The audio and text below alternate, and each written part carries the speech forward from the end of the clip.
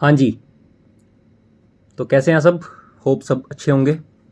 आज का हमारा टॉपिक है इवोल्यूशन ऑफ प्लेट टेक्टोनिक्स। आज का हमारा टॉपिक है इवोल्यूशन ऑफ प्लेट टेक्टोनिक्स। हम प्लेट टेक्टोनिक्स की थ्योरी तक कैसे पहुंचे और प्लेट बाउंड्रीज के बारे में हम कुछ पढ़ेंगे, कौन सी बाउंड्रीज क्या फॉर्मेशन करती हैं और कौन सी फीचर्स होते हैं इनके। तो सबसे पहले तो हम देखेंगे प्लेट टेक्टोनिक का मतलब क्या होता है। प्लेट टेक्टोनिक मतलब प्लेट्स मतलब लिथोस्फेरिक स्लैब्स जिस पे हम रहते हैं। लिथोस्फेरिक स्लैब, लिथोस्फेयर से है इसका मतलब। और टेक्टोनिक्स का मतलब उसका ड्रिफ्ट होना या हिलना, उसका ड्रिफ्ट होना या हिलना, मूवमेंट होना बेसिकली उसके अंदर। इतना समझ में आया? अब ये जो स्लाइड है अपने आप में बहुत इंपॉर्टेंट है, क्योंकि बहुत सारी चीज़ें यहाँ से बन जाती हैं क्वेश्चंस।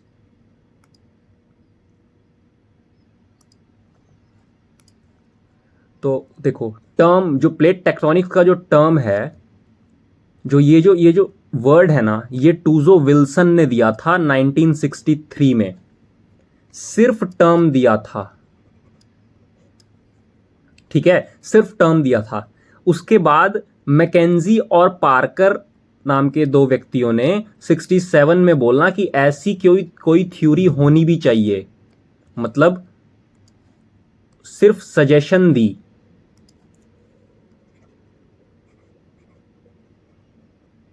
सजेशन दी कि ऐसी कोई थ्योरी होनी चाहिए। लेकिन 68 में मॉर्गन और पिचर नाम के दो व्यक्तियों ने फाइनली इसको प्रपोज किया एज अ थ्योरी। तो अगर आपसे पूछे कि टर्म किसने कॉइन की प्लेट टेक्टोनिक्स की, तो उसमें टूजो विल्सन आएगा। उसके बाद किसने सजेस्ट किया, तो मैकेंजी और पिकर, M1 और P1। यहां पे प्रोपाउंड किसने किया, M2 और P2। ध्यान रखना। समझ में आया? चलो, अब पहले तो हम देख लेते हैं इसका इसका एक बेसिक सा स्ट्रक्चर। बोला गया कि अपनी जो पूरी अर्थ है वो डिवाइडेड है अलग अलग प्लेट्स में। कुछ मेजर प्लेट्स हैं, कुछ माइनर प्लेट्स हैं, कुछ माइनर प्लेट्स हैं। तो ये वही प्लेट्स हैं, एक बार इसको ध्यान से देख लो। देखो, ये नॉर्थ अमेरिकन प्लेट, ये यूरेशियन प्लेट, ये पैसिफिक प्लेट, ये साउथ अमेरिकन प्लेट है ना, ये अंटार्कटिका की प्लेट, ये ऑस्ट्रेलियन, इंडियन, अरबिक, ये माइनर प्लेट है। ये कैरिबियन प्लेट माइनर है, कोकोस, जुआन दे फुका। ठीक है, इसको मैंने आपके लिए नोट भी किया हुआ है। ओशनिक प्लेट्स होती हैं और कॉन्टिनेंटल प्लेट्स होती हैं, ये तो बताया था मैंने लास्ट वीडियोस में।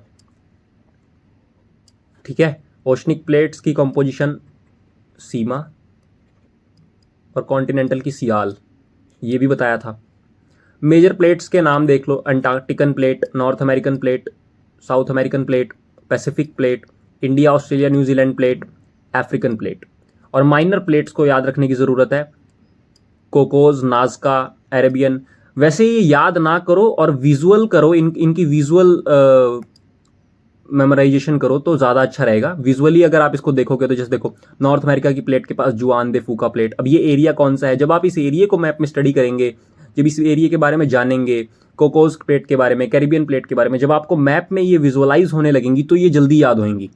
तो सिर्फ नाम पढ़ लेने से, फिलिपियन प्लेट, कैरोलिन प्लेट, इनको एक एक बार जाके प्लीज़ देखो तो ये जल्दी याद होंगी। ठीक है, याद करने की इतनी टेंशन नहीं लेनी है, सिर्फ प्लेट का पता होना चाहिए कि वो प्लेट कौन सी दो मेजर प्लेट्स के बीच में है या कौन सी प्लेट से वो बाउंड्री शेयर कर रही है, इतना पता होना चाहिए, एंड दैट्स इट। इससे ज़्यादा कुछ नहीं। अब इस तक हम कैसे पहुंचे और ये मूवमेंट के पीछे क्या क्या चीज़ें हैं। ये प्लेट्स की अगर मूवमेंट हो रही है, टेक्टोनिक्स हो रही है, तो वो कैसे हो रही है। एक तो लिथोस्फेरिक स्लैब पुल, इसका एक फैक्टर है। मैंने बताया था ना, कन्वेक्शन करंट। तो लिथोस्फेयर की स्लैब्स पुल हो रही हैं, कन्वेक्शन करंट ऐसे सर्कुलर मोशन कर रहा है तो लिथोस्फेरिक स्लैब्स पुल कर रही हैं आपस में, ये वो है कन्वेक्शन करंट, इसकी वजह से ही लिथोस्फेरिक स्लैब पुल कर रही हैं। सी फ्लोर स्प्रेडिंग, आज हम इसके बारे में भी जानेंगे कि इस पूरी थ्योरी को प्रूव करने वाले फैक्टर्स कौन कौन से हैं, कौन कौन से फैक्टर्स हैं, कौन कौन से एविडेंसेस हैं, किस किस ने दिए। चलो सबसे पहले उसी बैकग्राउंड पे चलते हैं हम कि ये है एक्चुअल में क्या। देखो ये शुरुआत हुई थी, लोगों ने अपनी एक्सप्लेनेशन में से एक बंदा था एल्फ्रेड वेगनर, नाम याद रखने की ज़रूरत है, वो अपने आप हो जाएगा। पहले आप इसको देखो कि वेगनर भाई साहब ने 1912 में बोला कि कॉन्टिनेंटल ड्रिफ्ट हो रहा है। मतलब कॉन्टिनेंटल ड्रिफ्ट का मतलब क्या है, उसने बोला कि ये जो अर्थ है इसके ऊपर ये जो सारे जो भी आजकल जो आज जो तुम्हारे सामने ये जो कॉन्टिनेंट्स है ये सब पहले एक ही थे और एक मेजर ओशन हुआ करता था, इसका नाम पेंथलासा था, और इसका नाम एक मेजर कॉन्टिनेंट हुआ करता था जिसका नाम पेंजिया था। ठीक है, और धीरे धीरे बाय द टाइम ये क्या होते गए, दूर होते गए, और आज का जैसा हमारा वो दिखता है वो इसी ड्रिफ्ट की वजह से है, इसी ड्रिफ्ट की वजह से है। जो भी आजकल दिखता है, ये आज का जो हमारा मैप दिखता है वो इसी ड्रिफ्ट की वजह से है। अब इनसे पूछा गया भाई साहब से कि ये बताओ कि ये क्यों हो रहा है, ड्रिफ्टिंग फोर्स क्या है बेसिकली, कि मतलब ये अगर ड्रिफ्ट हो रहे हैं, अगर एक से दूसरी जगह जा रहे हैं, दूर हो रहे हैं या पास आ रहे हैं, तो इसके पीछे फोर्स कौन सी है। तो भाई साहब ने बोला कि टाइडल फोर्स है। टाइडल फोर्स मतलब यार मून की ग्रेविटेशनल फोर्स की वजह से जो ड्रिफ्टिंग हो रही है उसको इन्होंने रीजन बताया। लेकिन मैथमेटिकल कैलकुलेशंस से देखा गया कि वो इतनी ज़्यादा इंटेंस नहीं है, इम्पॉसिबल हो जाता है ऐसे मामले में ड्रिफ्ट करना। तो इसको तो हाइपोथेसिस मान लिया गया उस टाइम के लिए। इसको क्या मान लिया गया, इस थ्योरी को हाइपोथेसिस मान लिया गया, क्योंकि भाई साहब ड्रिफ्टिंग फोर्स को एक्सप्लेन नहीं कर पाए थे। वेगनर साहब 1912 में ड्रिफ्टिंग फोर्स को एक्सप्लेन नहीं कर पाए थे। तो एक ब्रिटिश एक बंदा आया, उसका नाम था आर्थर होम्स। इसने सोचा, इसको मजा तो आ रहा था एल्फ्रेड वेगनर की बात पे कि बात तो कुछ ना कुछ तो सही बोल रहा है ये, क्योंकि इसने कुछ एविडेंसेस दिए थे कि ये देखो इसका जो कोस्ट है वो इससे जिग्सॉ फिट, मतलब जिग्सॉ फिट की तरह ये फिट हो जाते हैं, पजल की तरह है आपस में दिखने में, है ना। जो यहाँ की माउंटेन रेंज के सेडिमेंट्स है वो यहाँ मिलते हैं। ग्लोसोपेरस और मिसोसोरस के बारे में सुना होगा आपने। तो ये सारी चीजें क्या थी, ये एविडेंस इन्होंने दिए, पर फोर्स को एक्सप्लेन नहीं कर पाए, इसीलिए इनकी बात को हाइपोथेसिस मान लिया गया। ठीक है, आर्थर होम्स ने इस बात को थोड़ा सा समझा और ड्रिफ्टिंग फोर्स को एक्सप्लेन करने के लिए 1917 में कन्वेक्शन करंट थ्योरी दी, जिसको मैं समझा चुका हूं। इसने प्लेट्स की ड्रिफ्ट को प्रूव किया। इन्होंने बोला कि सिर्फ कॉन्टिनेंट्स नहीं, कॉन्टिनेंट्स के साथ साथ ओशनिक प्लेट्स भी साथ साथ में ही होती हैं, मतलब ड्रिफ्ट होती हैं। मतलब ये अलग अलग नहीं है कि सिर्फ कॉन्टिनेंट्स ही नहीं मूव हो रहे हैं, साथ में पूरी लिथोस्फेरिक स्लैब जिसमें ओशन की स्लैब भी आती है वो भी ड्रिफ्ट हो रही है। तो फोल्ड माउंटेन्स का समझ में आया, इससे वोल्केनिक माउंटेन्स कैसे बने इससे समझ में आया, सिस्मिक एक्टिविटीज। अब अगर किसी को कन्वेक्शन करंट थ्योरी नहीं पता तो पिछली वीडियोस देख सकता है, मैंने कन्वेक्शन करंट्स क्या होती हैं वही थ्योरी है सेम। अगर आपको फिर भी अगर लग रहा है तो मैं एक बार फिर बता देता हूं। अपनी लिथोस्फेरिक स्लैब क्रस्ट, यानी कि क्रस्ट ये है मान लो, ठीक, और क्या हुआ नीचे मान लो ये एस्थेनोस्फेयर है, एस्थेनोस्फेयर जो मोल्टन स्टेट में है, 100 किलोमीटर से 400 किलोमीटर तक फैली हुई है, मेंटल का ही पार्ट है जो पार्शियली मोल्टन है। अब नीचे पूरी गर्मी है मान लो, यहां पूरी गर्मी है मेंटल के सॉलिड वाले पार्ट में, जैसे जैसे नीचे जाते हैं गर्मी बढ़ती जाती है, टेम्परेचर राइजेस, इसमें पूरी गर्मी है। अब मोल्टन स्टेट में है, इतना गर्म हो गया मान लो इस साइज का, और ये गर्म हो गया तो ऊपर उठेगा, ऊपर उठा तो जो ऊपर वाला ठंडा पार्ट है वो नीचे आएगा, ऐसे ही ये और उठा ये नीचे आएगा, ऐसे ही सर्कुलर मोशन चलता है। ये मान के चलो कि एक दूध का पतीला रखा है, वो नीचे से दूध गर्म हुआ, सेंटर से ऊपर गया और ऊपर वाला ठंडा पार्ट नीचे आने लगा, सिंक होने लगा। ऐसे ही सर्कुलर मोशन में उबाल देखने को मिलता है हमें, गैस के ऊपर दूध उबलता है। इसी को हम कन्वेक्शन करंट बोलते हैं। जब कोई भी चीज नीचे से ऊपर को उठती है मॉल्टन हो या विंड हो तो वो कन्वेक्शन करंट्स के थ्रू उठती है, उसी को हम कन्वेक्शन करंट थ्योरी। इसी की वजह से अगर यहाँ पे अगर मान लो ये जो लिथोस्फेरिक स्लैब है ये सॉफ्ट रॉक्स की थी तो यहाँ से टूट के यहाँ से अभी लावा बाहर निकल जाता, लेकिन अगर ये हार्ड रॉक की है तो इसके बीच में क्रैक जरूर आ जाएगा और ये जो लिथोस्फेरिक स्लैब है एक दूसरे से दूर जाने लगेगी जिस डायरेक्शन में ये ड्राइव करेगा इसको। इसी को कन्वेक्शन करंट थ्योरी बोलते हैं। अब इसने इतना तो समझा दिया कि ड्रिफ्टिंग प्रूफ हो सकती है और एल्फ्रेड वैगनर को थोड़ा बहुत एप्रिसिएशन मिलने लगा। ठीक है, आर्थर होम्स की वजह से अल्फ्रेड वैगनर थोड़ा सा हो गया रिच इस मामले में कि ड्रिफ्टिंग तो उसने एटलीस्ट बताई, उसके पीछे की फोर्स नहीं बता पाया था। वो कन्वेक्शन करंट थ्योरी ने अपना कमाल दिखाया आर्थर होम्स ने। उसके बाद हैरी हेज और रॉबर्ट डाइट्स मैपिंग कराई इन्होंने कि लिथोस्फेरिक स्लैब में अगर ड्रिफ्टिंग हो रही है तो इन्होंने सी फ्लोर की मैपिंग कराई, सी फ्लोर की मैपिंग कराई। अब जो चीज तुम्हें समझाने जा रहा हूं वो बहुत ध्यान से समझने की वाली बात है। ये मान लो अपना अमेरिका है, नॉर्थ अमेरिका, ठीक है, ये अपना ग्रीनलैंड, ये अपना आइसलैंड, ठीक, ये सेंट्रल अमेरिका और ये अपना, ठीक है, ये अपना हो गया सारा यूरोप, ठीक, ठीक, ये हो गया मामला। अब देखो उसने क्या किया, इस पूरी ये ओशन है ना अटलांटिक ओशन, इसके अंदर मैपिंग करवाई। इसने देखा ना कि ये बीच से ऐसे करके ना इस पूरे आइसलैंड को काटते हुए ऐसे करके ना एक एस शेप में एक पूरी श्रृंखला है, मतलब चेन है माउंटेन्स की।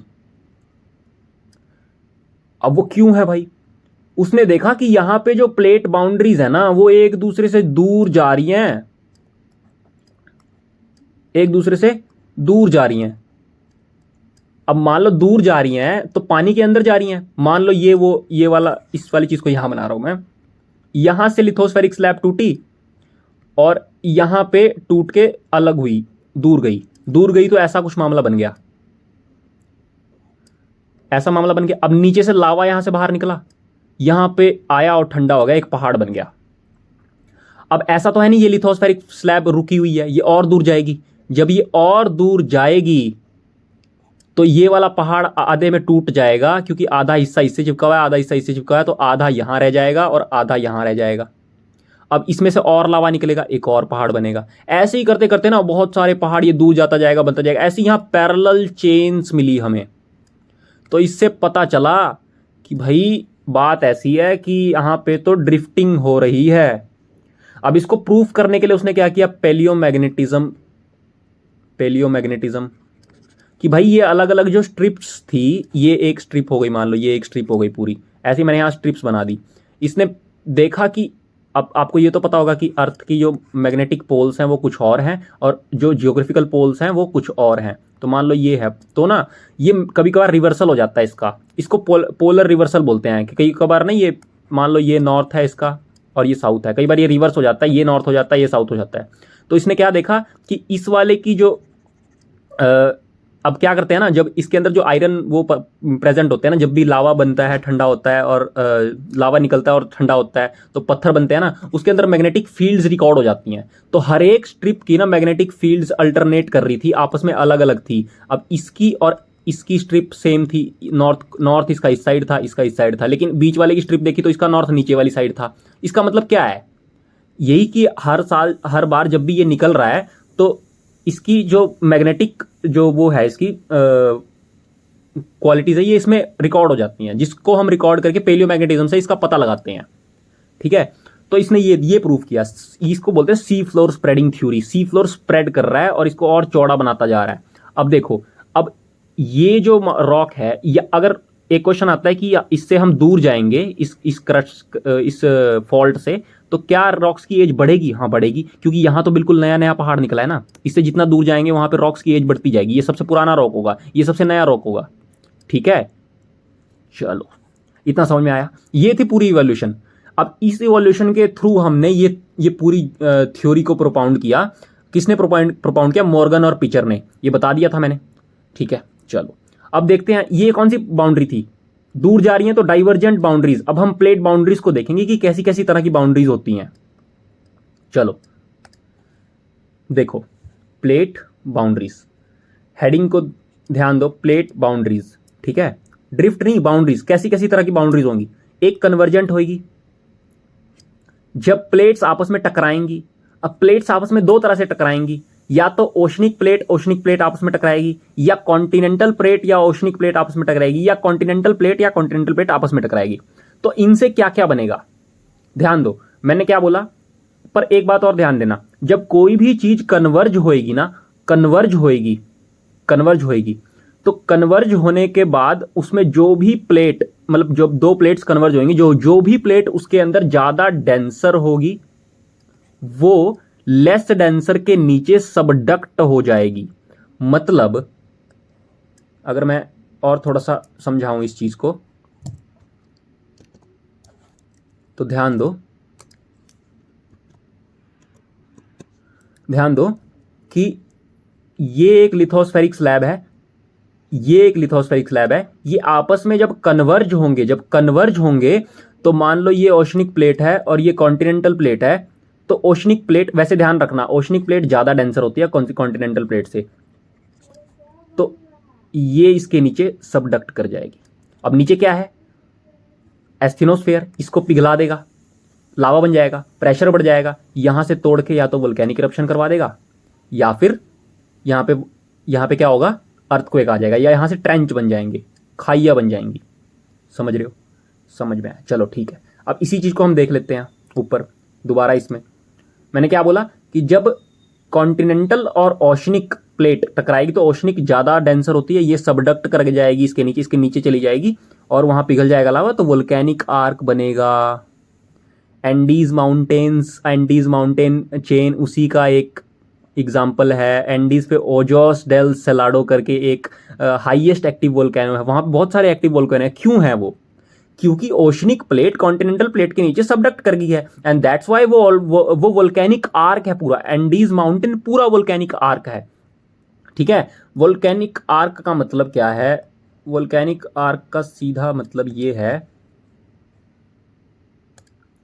कि ये जो एरिया सबडक्ट कर गया है ना, जो कॉन्टिनेंट के ऊपर जो ये पहाड़ निकले हैं ये वोल्केनो वाले, इसको वोल्केनिक आर्क बोलेंगे हम। और जब यही चीज ओशन के अंदर होगी तो इसको आइलैंड आर्क बोलेंगे, ठीक है। चलो ये देखो अब दोबारा, ठीक है। क्या बताया? आइलैंड आर्क बनेगा जब ओशनिक प्लेट्स में इन दोनों में से जो डेंसर होगी ना, ओशनिक में से, वो क्या बनाएगी पानी के अंदर, जब वो वोल्केनिक माउंटेन बनेगी तो उसको आइलैंड आर्क बोलेंगे और ओशनिक ट्रेंचेस बनेंगे। ये तो तुम्हें बता दिया था मैंने, पानी के अंदर, ठीक है। इतना समझ में आया? अब देखो, जब कॉन्टिनेंटल आपस में टकराएंगी तो क्या होगा? कई बार वो टकराती हैं तो सबडक्ट नहीं करती, ये दोनों ही आपस में इतनी डेंसर नहीं होती है कि सबडक्ट कर जाए, तो आपस में आके ये ऐसे उठ जाती हैं, ऐसे उठ जाएंगी, अपने आप को बीच से उठा लेंगी, ठीक। तो क्या बनेगा? Fold mountains. हिमालय सबसे ज्यादा पढ़ते हैं हम इसको, ठीक, उसका एग्जाम्पल है। इतना समझ में आया? क्लियर? डाइवर्जेंट में आओ। डाइवर्जेंट में जब दोनों दूर जाएंगे तो बीच में से लावा निकलेगा और पहाड़ों की चेन बनेगी। उसी को अटलांटिक ओशन में पढ़ाया मैंने, उसी को मिड ओशैनिक रिज बोलते हैं। मिड ओशैनिक रिजेस का फॉर्मेशन होगा। समझ में आया? अर्थक्वेक आएगा, वोल्केनो आएगा, ये समझ में आता है, ठीक। जब दूर जाएंगे तो अर्थक्वेक और वोल्केनोस तो आएंगे ही। कॉन्टिनेंट्स में क्या होगा? रिफ्ट वैली बनेगी। अब मान लो दो प्लेट्स हैं आपस में दूर जा रही हैं और ये बीच वाली प्लेट जो है आपस में नीचे गिर गई, तो यहाँ गड्ढा बन गया। इसी को भी रिफ्ट वैली बोलते हैं। नर्मदा नदी अपनी भारत की रिफ्ट वैली में से ही बहती है, ठीक है, तो इसको रिफ्ट वैली बोलते हैं। अर्थक्वेक और वोल्केनोस कॉन्टिनेंट पे, ये समझ में आया? ठीक है। ट्रांसफॉर्म में क्या होता है? ट्रांसफॉर्म बाउंड्रीज में जब दोनों आपस में टकराती हैं, प्लेट्स अपने आप में फिक्शन क्रिएट करती हैं, तो ये जो हिस्सा है अपना, वहां पे क्या आएगा? अर्थक्वेक वगैरह ज्यादा आएंगे, फिक्शन ज्यादा होगी, एनर्जी क्रिएट होगी। अब ये वाला जो हिस्सा है ना यहाँ पे, कैलिफोर्निया के आसपास वाला, ये कैलिफोर्निया के आसपास वाला, इसको बोलते हैं सैन एंड्रियाज ट्रांसफॉर्म जोन, क्योंकि यहाँ पे नीचे यहाँ पे नाजका प्लेट बाउंड्री है, यहाँ पे कोकोज है, यहाँ पे क्या है, छोटी छोटी बाउंड्रीज है, तो ये डिवास्टेटेड रहती है, मतलब अर्थक्वेक वगैरह ट्रांसफॉर्म बाउंड्री है तो कुछ ना कुछ आता रहता है, ठीक है। तो इसको सैन एंड्रियास ट्रांसफॉर्म जोन बोलते हैं इसको, ठीक है, ये ध्यान रखना। एंड दैट्स इट, इससे ज़्यादा इसके अंदर कुछ नहीं है। एक बार रिवीजन कर लेते हैं, मैंने क्या क्या बताया कि कैसे कैसे इसका इवोल्यूशन हुआ, ठीक है। ये देखो, अल्फ्रेड वैगनर ने 1912 में कॉन्टिनेंटल ड्रिफ्ट थ्योरी दी, उसमें बताया कि भाई टाइडल फोर्स से ये ड्रिफ्ट हो रहा है, जिग्सॉ फिट के बारे में बताया, लेकिन उसकी फोर्स नहीं एक्सप्लेन कर पाया। तो आर्थर होम्स ने क्या किया, 1927 में इसमें इंटरेस्ट लेके कन्वेक्शन करंट थ्योरी दी, जिससे ड्रिफ्ट को प्रूफ किया, और भी बहुत सारी चीज़ें प्रूफ की, सिस्मिक एक्टिविटी मतलब अर्थक्वेक्स वगैरह कैसे आते हैं, वोल्केनिक माउंटेन्स कैसे बनते हैं, फोल्ड माउंटेन्स कैसे बनते हैं, ये प्रूफ किया।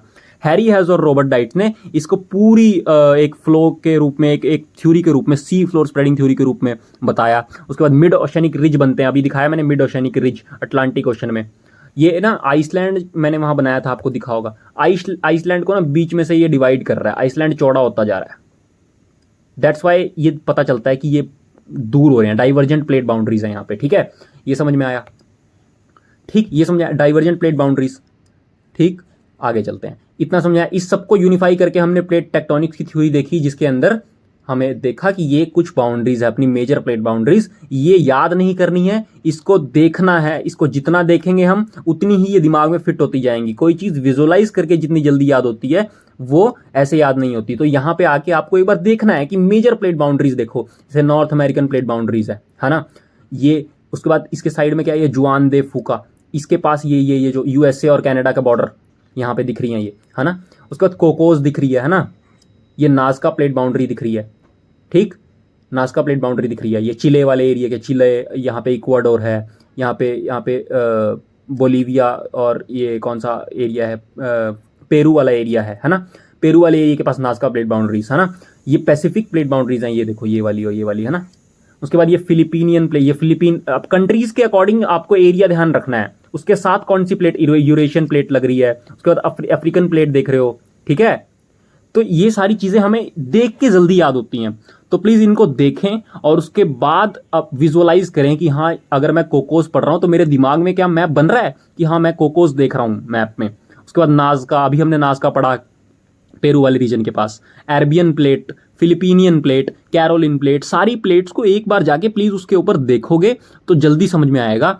ऐसे रट्टे मारने से, याद करने से बहुत दिन तक याद नहीं रहता, वो ट्रांजिएंट होता है। परमानेंस के लिए तुम्हें क्या करना पड़ेगा, विजुअलाइज करना पड़ेगा चीज़ों को। Geography is all about visualization. अगर विजुअलाइजेशन नहीं कर पा रहे हो तो याद नहीं होंगी चीज़ें, ठीक है। आज के लिए इतना ही, मिलेंगे अगली वीडियो में। Thank you so much.